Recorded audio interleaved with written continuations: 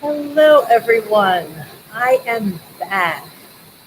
I was gone all last week. If you recall, am also a professional photographer, and so I attended a photography conference last week. Yes, it was the first in-person conference in, as you can imagine, a long time. But I was so happy to be able to attend it, and they took all precautions. You could only attend the conference if you had a negative COVID test and or were vaccinated. So I felt very safe and comfortable. We wore our masks the whole time. So I am back again for another episode of 2 Minute Emergency. So who am I? I am Dr. Leslie, your board certified emergency physician, professional photographer, best-selling author, and international speaker. And I bring you these 2 minute emergencies to keep you healthy, safe, and out of the emergency department. So what's new this week? This week is National Safety Week. So I am going to keep that in mind as we discuss some safety issues around the home. Now, many of these are going to be tips that you already are well aware of, but it's always good to have a little reminder. So one of the things I like to talk about are falls.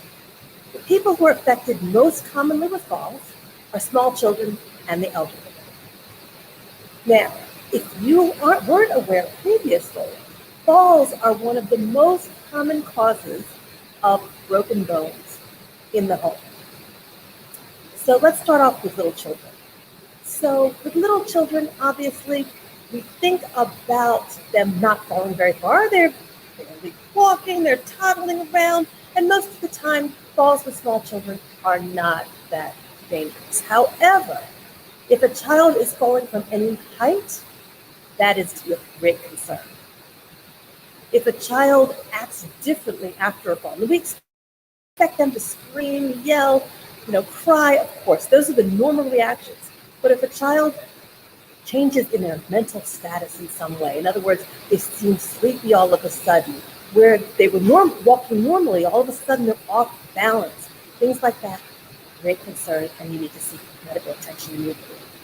But let's go back for a bit, because we also have to talk about the elderly. So falls in the home among the elderly, and unfortunately I hate to say they consider the elderly anything over the age of 60. I go a little bit higher for myself personally, but that's a personal issue. Anyway, falls at home are most commonly just trips. And there are a lot of different surfaces that can cause trips and hazards in the home. One of the number one things are your rugs or carpet. Just the edges of those carpets are easy to get your toe just stuck and down you go.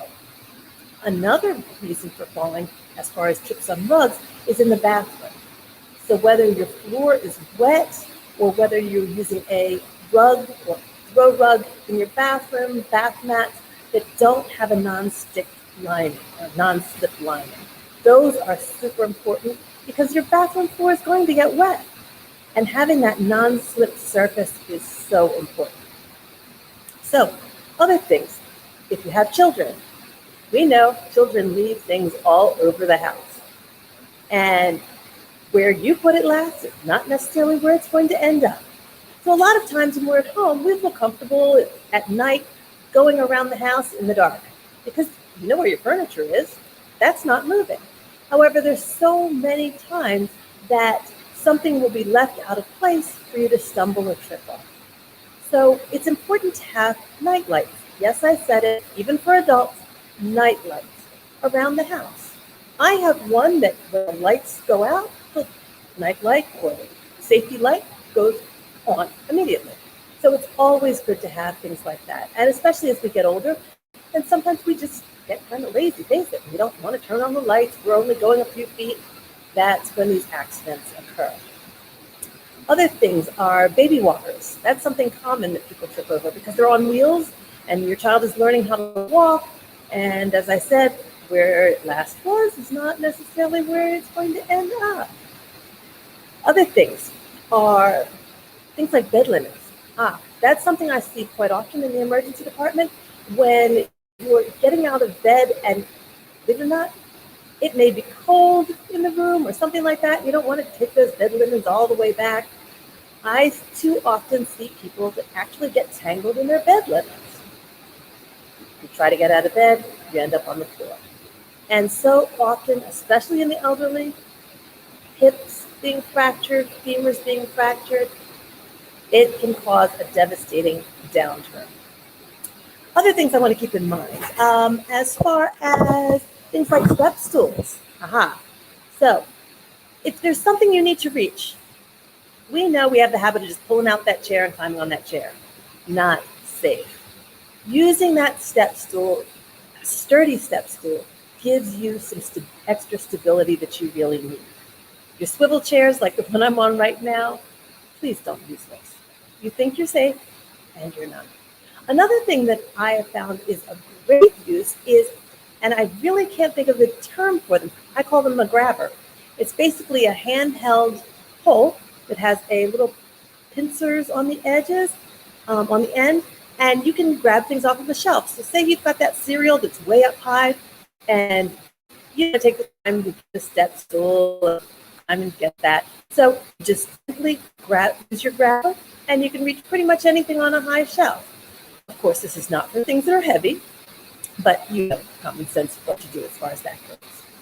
Other things, pets. Our pets are our friends. As you have probably seen from time to time, I have a rather large dog.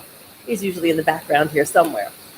But they can cause tripping hazards so easily. They just want to be close to you all the time.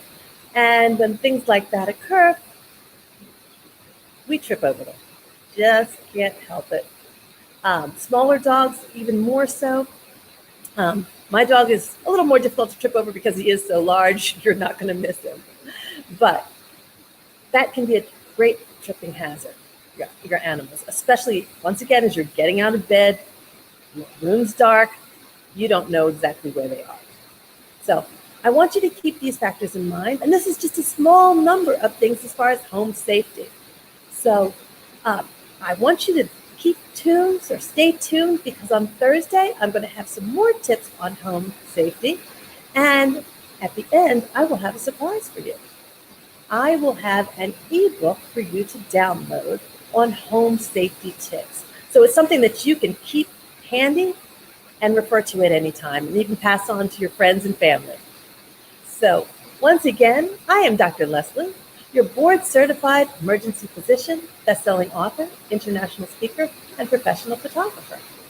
And I want you to stay safe and out of the emergency department, especially this week, as I teach you more about National Safety Week. So until next time, take care and stay safe. Bye for now.